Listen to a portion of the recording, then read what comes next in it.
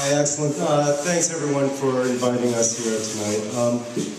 My name is Mark, and I'm here tonight. I'd like to actually put a call out for the Revolutionary Poets Brigade. I'm going to represent them tonight. There's actually a few of the brigade poets here tonight. Mike, Lee, Antonietta, well, part of the LA Brigade. We've got 120 poets around the world involved in this. We just published an anthology a couple months back, Revolutionary Poets Brigade. We've got 76 international poets from 25 countries involved in this. The list is really long. Mary Baraka, Luis Rodriguez, Lawrence Ferlinghetti, Jack Hirschman, Matt Cedillo, Antonietta, myself are in this. And this is just Volume 1. We've got a lot of stuff happening here. The brigade is building. We're also available for events like this. We can bring out 15, 20 poets to any event that's going on. So please be in touch with myself or someone else in the brigade to get the brigade in your events as well.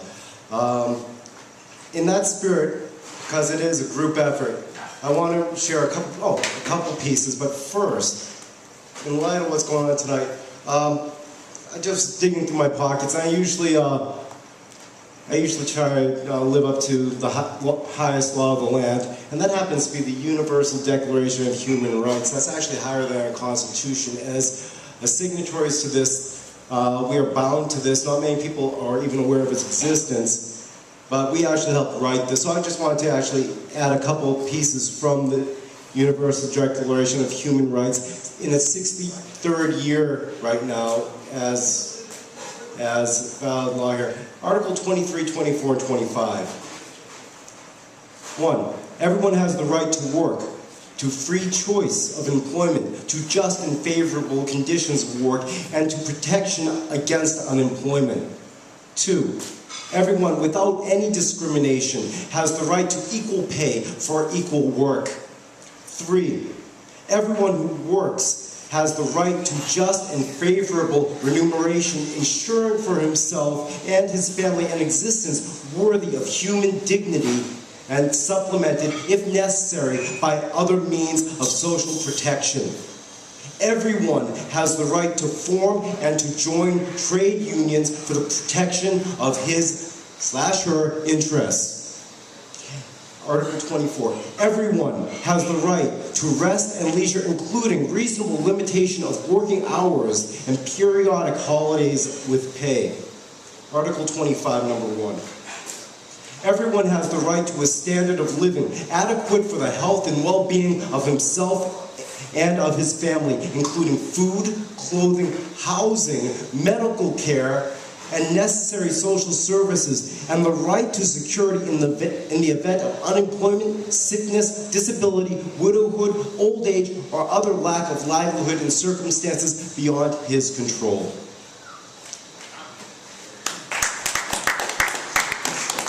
I'd like to share with you 2 quick poems. One is by a fellow brigadista, D. Allen, and this is entitled Warning Signs. It's very appropriate for the theme of tonight. Let's find it real quick. Warning Signs. An open letter to recession's victims by D. Allen.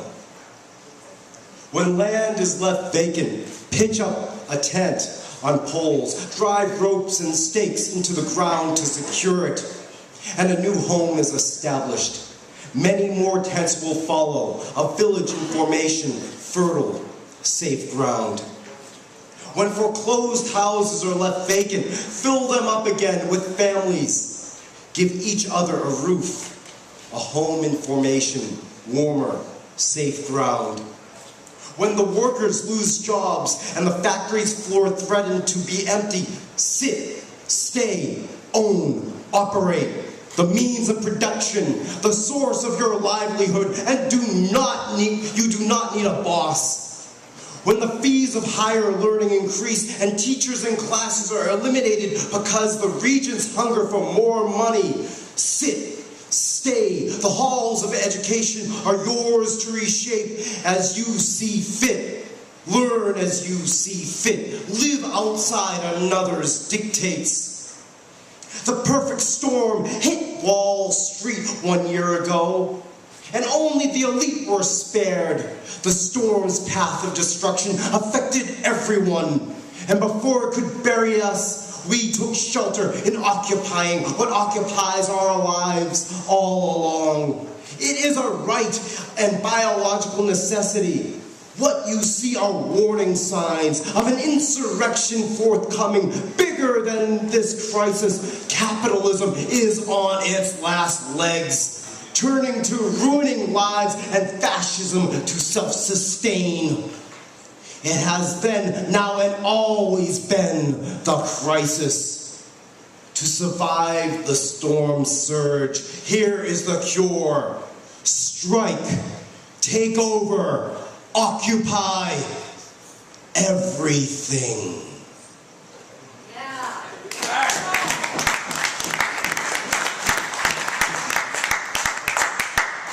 I'll leave you with a poem of my own. Get on the theme. Titled The Dirt of Despair.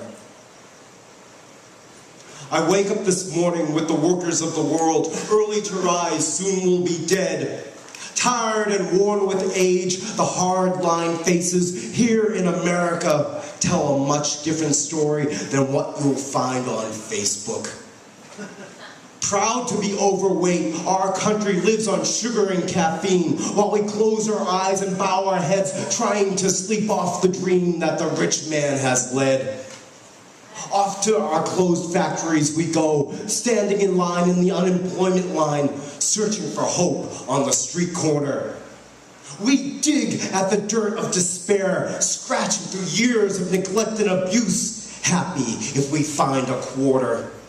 Coughing our lungs out from polluted air, from the deregulation of humanity. We sit and we stare at a future that just might have been if we had gotten out of bed and taken a stand way back when.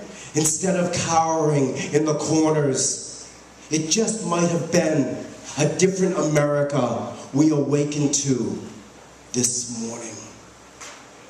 Yeah.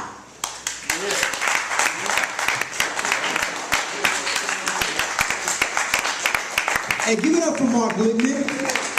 Definitely speak with Mark if you want to talk a little bit more.